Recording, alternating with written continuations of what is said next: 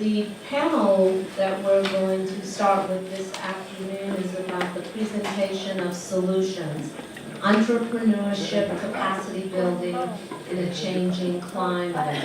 And so our very first presenter is Dr. Miroslav Polzer, and I will ask him to tell you what his topic is, and we'll start.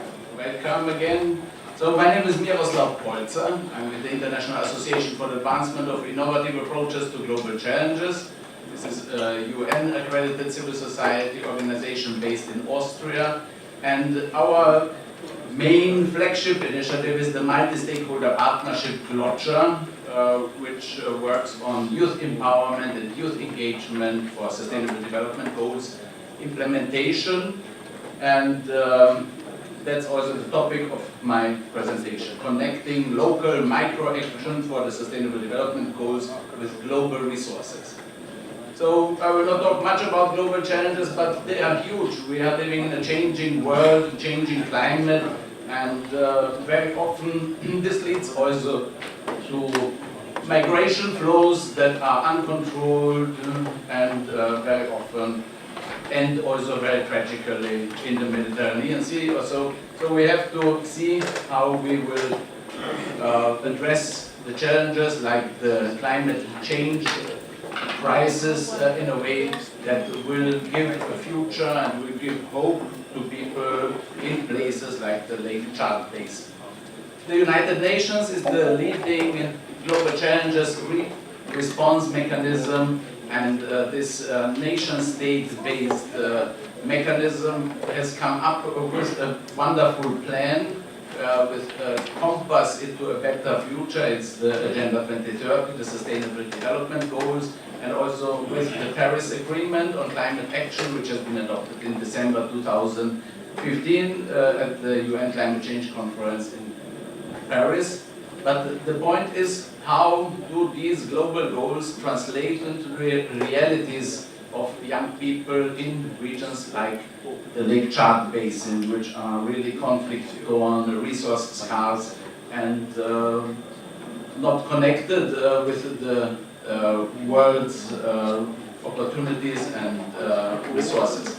So we have had in 2014 a workshop in Accra, West Africa, a regional workshop on youth and information and communication technologies, and there our coordinator for Burkina Faso presented the results of a survey that he has made among young people in Burkina Faso. He has asked them, what is sustainable development? So here in this UN bubble, we think everybody knows what sustainable development is, but he then asked the young people in Burkina Faso, and they said, yeah, sustainable development is sustainable development, or the real development, or I used to hear, but I don't know. And some people were just laughing because they couldn't handle the question at all.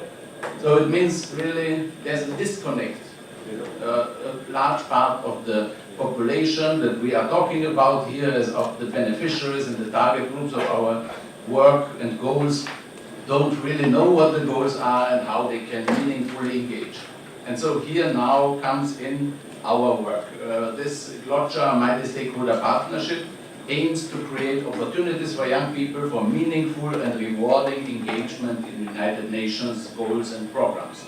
So it's really to look at the climate crisis, look at the Sustainable Development Goals implementation challenge as an opportunity where young people can create their own jobs, get a livelihood out of it.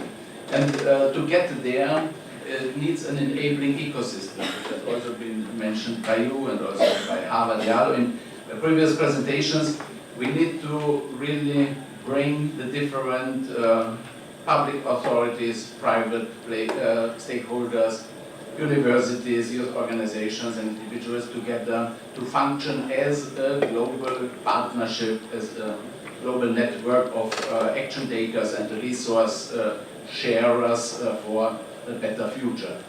It's about a combination of social and technical innovation. I will not go into all the details, but one of the important elements is a global institutional innovation. We need a global level coordination of these efforts, and this is our GloCha partnership and the GloCha Foundation New York as the Secretariat and Resource Mobilization and Program Implementation arm. We need local institutional innovation, we need global challenges, youth centers in every city, in every local community, so that young people have a physical space where they can go to and get access to the internet, get access to knowledge, access to best available technologies for renewable energy technologies, water technologies, and other solutions that will help to implement the sustainable development goals in an entrepreneurial setting, and also access to funding, business model innovation, gamification, and large-scale resource mobilization. So our concrete work in this area is now with APCD. Dr. Behrouz Siddiqui is our partner in this, and Aina Jad is our partner, and we are going to implement some solutions that will provide jobs and income opportunities for young people in a way that is globally coordinated and globally nurtured, and which then can be implemented in different parts of the world as well. So one of the pilot projects is about internet access provision based on satellite technology, and our colleague Mr. Tiko Mirdiwiak will tell you more about this in a later presentation. And another important activity is about youth entrepreneurship and job creation in the context of water resources management and sustainable energy provision. We are working with the Productive Work for Youth program of the United Nations Industrial Development Organization in Vienna on this. And we have also corporate partners like Kyoto Solar and others who will provide us the best technology at a price that is competitive, and including also some sponsoring. And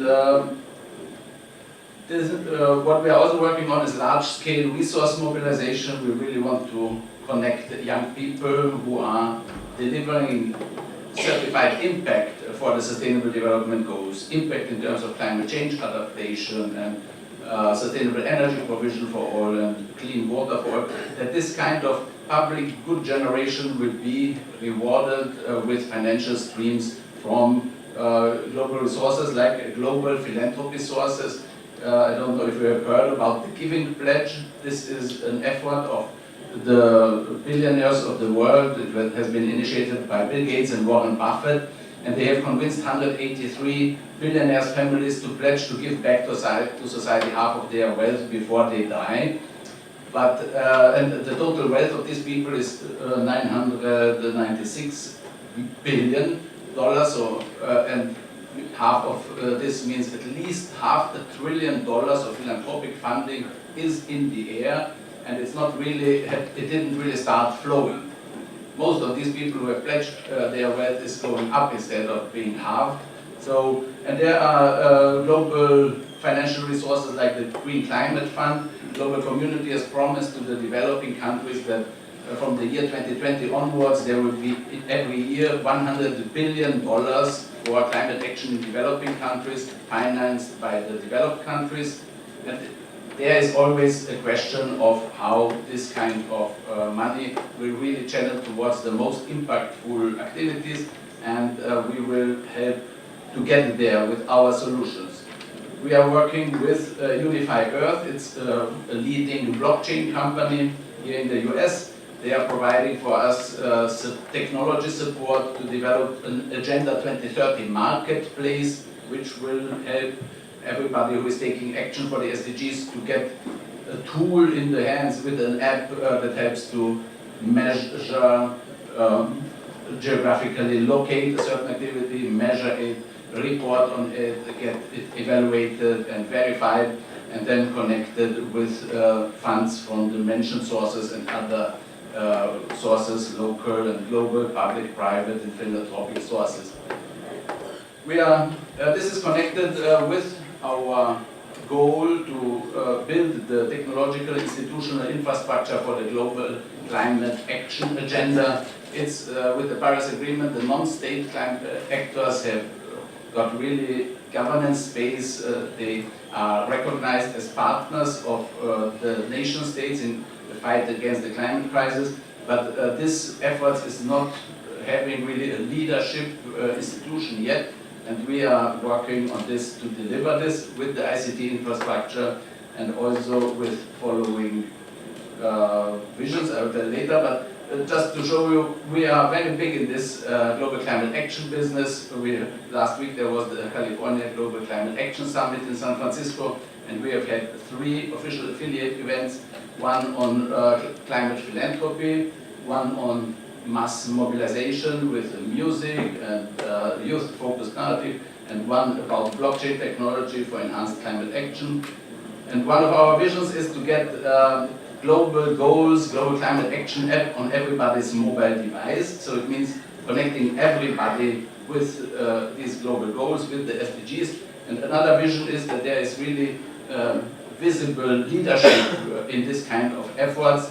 And for this we are planning a We the People Center, multi-stakeholder, collaborative space, co-working space, global data center, and we are not sure yet where exactly it will be, but the idea is that it is somehow a visible symbol of hope for the world, that there is being really effective multi-stakeholder climate action being taken, and that young people have opportunities for meaningful and rewarding engagement. And the next steps on our way regarding the Lake Chad basin is to implement the pilot projects that we have mentioned before with APCD and Al-Najat on satellite tech-based e-learning and e-health, and youth entrepreneurship, capacity building and sustainable energy and water and food. And later we want to have then learning and scaling event series in N'Djamena, in Chad, in Brussels, New York, if possible already at the next UN Echoes of Youth Forum in South Africa in the context of the Academic Council on the United Nations System annual conference, which will be in South Africa, and then rolling out this program in other countries. And with this I close with a slide that we've got from our friend from Burkina Faso, GloCha yours. So this is a very low carbon lifestyle, and our main message for you and for the youth from the Lake Chad is there is hope, there is GloCha. Thanks very much.